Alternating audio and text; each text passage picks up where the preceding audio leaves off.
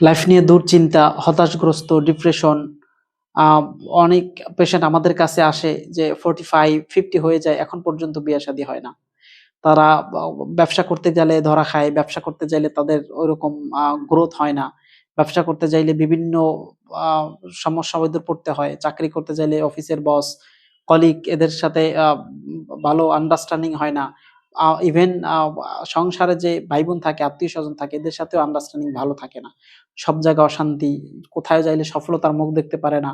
জীবনে তাদের বাধা আর বাধা, বাধা, বাধা। তা এটা কেন হয়? এটা হতে পারে ইভেন আমাদের কাছে একটা রুগী আসছে যে একটা না একাধিক রুগী আবার এরকম পাইছি যে তাদের সংসারে ৪ ভাই বোন, ৩ ভাই বোন বা একাধিক ভাই বোন, একজনের বিয়ে হয় নাই।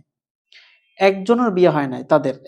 বেশ একেকজনের বয়স, বড় ভাইয়ের বয়স 40 প্লাস হয়ে গেছে। বড় ভাইয়ের বয়স 45 প্লাস হয়ে গেছে। 50 প্লাস হয়ে যায়, অনেকের বিয়ে হয় না। তো আসলে জীবন আমরা হায়াত পাবো কতদিন জানি না। আল্লাহ তাআলা তো আমাদের এই শেষ জামানায় হায়াত কম। তো একটা মানুষের যদি ৫০ বছর হয় তারপরও যদি লাইফে গ্রো না করতে পারে, তো এই বাধা চেষ্টা করার পরও, হাজারো চেষ্টা করার পরও যদি এগুলো গ্রো না করতে পারে, তাহলে আসলে আ হতাশ হওয়া ছাড়া আর কিছু না। তো এই কারণগুলো কেন হচ্ছে? আমরা দীর্ঘ পরীক্ষা-নিরীক্ষার পরে আমাদের যে শিক্ষার নিয়ম আছে, আমরা দীর্ঘ পরীক্ষা এবং গবেষণার পরে যেটা, এটা ২ থেকে ৩ টে কারণ হতে পারে। ১ নাম্বার কারণ হচ্ছে ১ নাম্বার কারণ হচ্ছে জাগতিক যে সমস্যাগুলা, বাধা, জাদুটোনা, বানসের, কুফরি কালাম, এগুলা বদনজরের কারণে এটা হতে পারে।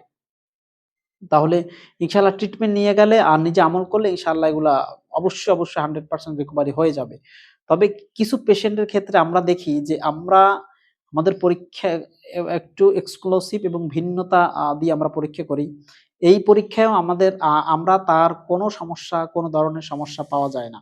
জিন, জাদু এই ধরনের কোনো সমস্যা পাওয়া যায় না। তা কিন্তু তাদের লাইফ বাধা, তাদের যে গোল, এই গোলগুলো তারা পৌঁছাইতে পারে না। তাহলে এদের করণীয় কি? এদের করণীয় হচ্ছে ২ টা বিষয়।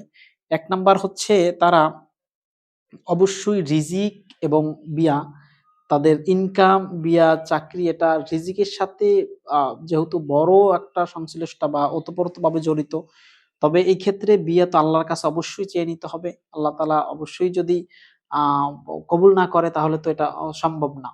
তো এক্ষেত্রে অবশ্যই, অবশ্যই আল্লাহর কাছে চাইতে হবে। অনেক ক্ষেত্রে দেখা যায় পরীক্ষা-নিরীক্ষা করার পরে তাদের কোনো প্যারানরমাল কোনো সমস্যা আমরা পাই না।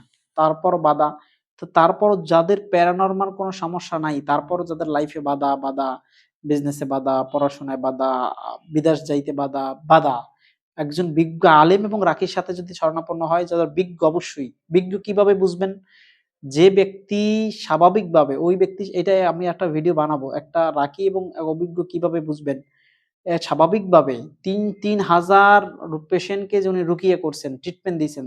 নট দেখা, রোগী দেখে না। একটা মানুষ, একটা রাকি রোগীর কাছে আসতে পারে। তার কাছে আসতে পারে ২০ জন। দৈনিক ২০ জন রোগী আসতে পারে। কিন্তু সবাই তো আর ট্রিটমেন্ট নেয় না। ট্রিটমেন্ট নিলে তার অভিজ্ঞতা বাড়ে। অভিজ্ঞতা বাড়ে। তার ওইখানে তার হালাত অন্যরকম হয়ে যায়।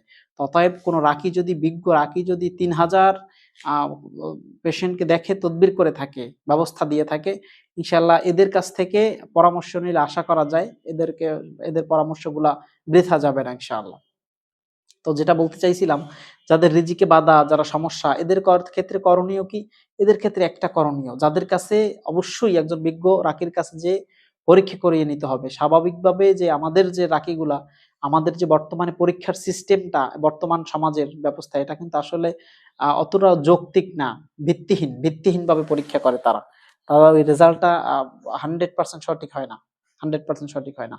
তো এই ক্ষেত্রে অবশ্যই একজন বিজ্ঞ যারা পারদর্শী চিকিৎসকের কাছে যেয়ে আপনি অবশ্যই পরীক্ষাটা করাই নিবেন। পরীক্ষার পরে যদি কিছু ধরা না পড়ে, তাহলে অবশ্যই আপনি প্রত্যেকদিন আল্লাহর কাছে আপনি যে বাধাগুলো আছে, এই বাধা নিয়ত করে সূরা ইখলাস পড়বেন ৪০ বার, সূরা ফালাক পড়বেন ৪০ বার, সূরা নাস পড়বেন ৪০ বার। এটা কন্টিনিউয়াসলি আমল করতে থাকেন, করতে থাকেন। করতে, করতে আপনি অবশ্যই, অবশ্যই আপনার বাধাগুলা কেটে যাবে ইনশাআল্লাহ। আপনার এই সমস্ত বাধা, যাদেরকে কোনো প্যারানরমাল সমস্যা নাই কিন্তু জীবনে বাধা, রিজিকে বাধা, লাইফে বাধা। তো এই ক্ষেত্রে বাধা কাটানোর জন্য 100% পরীক্ষিত ইনশাআল্লাহ এই আমলটা। যেটা প্রত্যেকদিন বাদ দেওয়া যাবে না, মিস দেওয়া যাবে না। প্রত্যেকদিন একই বৈঠকে আপনি ইনশাআল্লাহ আল্লাহর কাছে রুজু হয়ে, দিলটা আল্লাহর কাছে ঢেলে দিয়ে, দিলের সব কষ্টগুলো আল্লাহর কাছে পেশ করে ইনশাআল্লাহ আপনি ৪০ বার সূরা ইখলাস, ৪০ বার সূরা ফালাক, ৪০ বার সূরা নাস পড়তে থাকবেন ইনশাআল্লাহ। এই আমলটা কন্টিনিউ করে যান।